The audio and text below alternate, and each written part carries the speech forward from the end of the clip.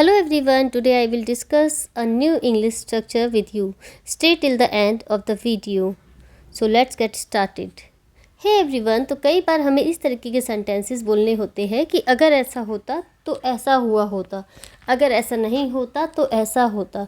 यानी ये पास्ट के अनरियल कंडीशनल सेंटेंसेस है कि ऐसा एक्चुअल में नहीं हुआ, लेकिन हम इमेजिन कर रहे हैं कि अगर ऐसा होता तो सिचुएशन कुछ और हुई होती, तब हम इस तरीके के सेंटेंसेस का यूज़ करते हैं। जैसे कई बार हमें बोलना होता है, अगर मैंने अच्छी मेहनत की होती तो मैं पास हो जाता, अगर मैंने अच्छा मैच खेला होता तो हम मैच जीत गए होते, अगर बारिश नहीं होती तो हम मार्केट गए होते। तो पास्ट में ये पास्ट की सारी सिचुएशन है, बट पास्ट में ऐसा हुआ नहीं, लेकिन हम सोच रहे हैं अगर ऐसा होता तो आज की जो सिचुएशन है वो कुछ और होती।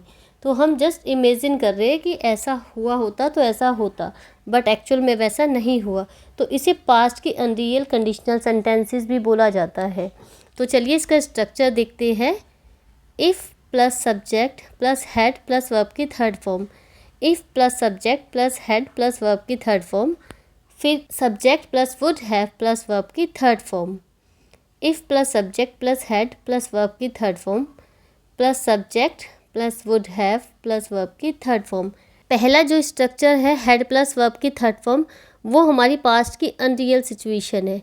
और जो दूसरा स्ट्रक्चर है वुड हैव के साथ वर्ब की थर्ड फॉर्म, वो हमें ये बताता है कि कंडीशन ऐसी होती, अगर ऐसा होता तो कंडीशन ऐसी होती। तो ये हमारा स्ट्रक्चर है।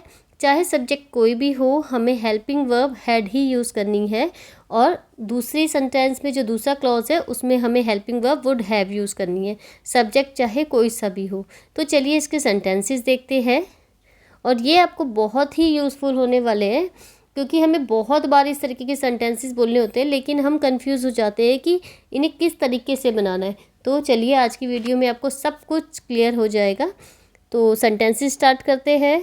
तो हमारा फर्स्ट सेंटेंस है, अगर मैंने ज़्यादा पढ़ाई की होती तो मैं परीक्षा पास कर लेता। अब इसके अंदर दो क्लॉज है। पहला क्लॉज क्या कह रहा है कि अगर मैंने ज़्यादा पढ़ाई की होती, मैंने एक्चुअल में ज़्यादा पढ़ाई नहीं की, लेकिन अब मैं बाद में ये सोच रही हूँ कि काश मैंने ज़्यादा पढ़ाई की होती, या अगर मैंने ज़्यादा पढ़ाई की होती। और दूसरा क्लॉज बता रहा है कि मैं परीक्षा पास कर लेता, बट ऐसा एक्चुअल में हुआ ही नहीं, मैंने ज़्यादा पढ़ाई नहीं की और ना मैं पास हुआ।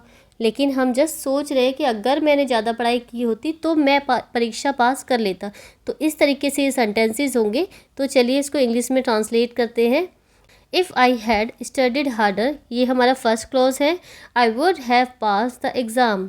If I had studied harder, मैंने आपको बोला था सब्जेक्ट कोई सा भी हो, हमें हेल्पिंग वर्ब हैड यूज़ करना है, और वर्ब की थर्ड फॉर्म पढ़ाई करने को बोलते हैं स्टडी, और वर्ब की थर्ड फॉर्म स्टडीड यूज़ हुई है। If I had studied harder I would have pass the exam, ये सेकंड क्लॉज है। सेकंड क्लॉज में हमारी helping verb would have use होगी। I would have pass the exam, मैं परीक्षा पास या एग्ज़ाम पास कर लेता। तो चलिए नेक्स्ट सेंटेंस देखते हैं। नेक्स्ट सेंटेंस है, अगर वह पहले निकल गई होती तो ट्रेन पकड़ ली होती।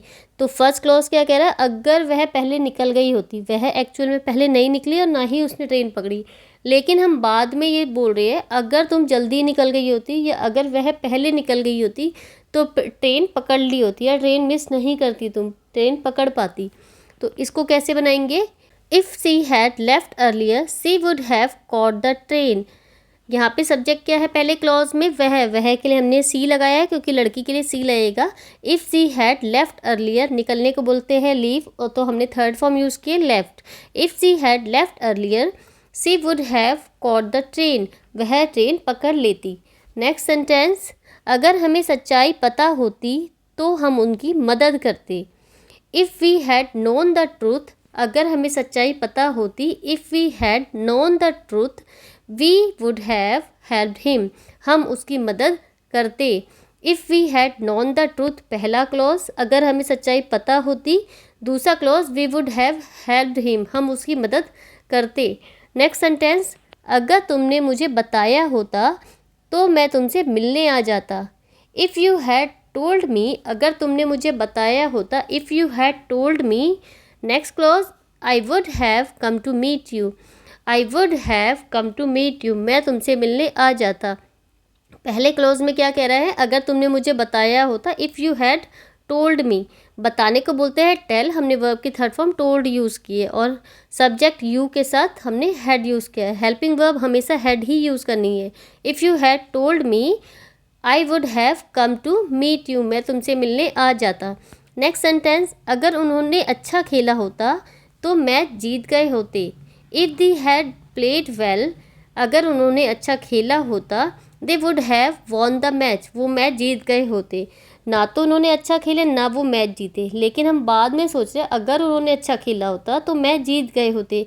If they had played well they would have won the match, वो मैच जीत गए होते।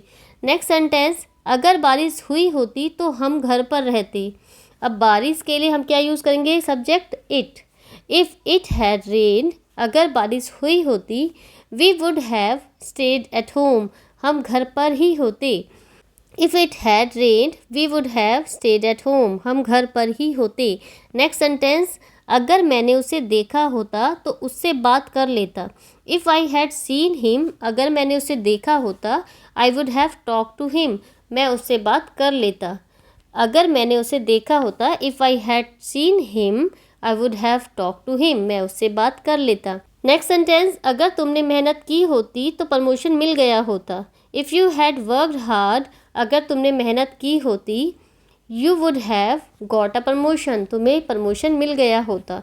If you had worked harder you would have got a promotion, तुम्हें प्रमोशन मिल गया होता। आई होप आपको ये सेंटेंसेस समझ में आ रहे हैं। तो अब एक सेंटेंस मैं आपके लिए दे रही हूँ, अगर हमने टैक्सी ली होती तो हम समय पर पहुँचे होते। अगर हमने टैक्सी ली होती तो हम समय पर पहुँचे होते। टैक्सी लेने को बोलते हैं टेक अ टैक्सी। तो इस सेंटेंस को आपने बनाना है और कमेंट करना है। I hope you found these sentences helpful and easy to remember.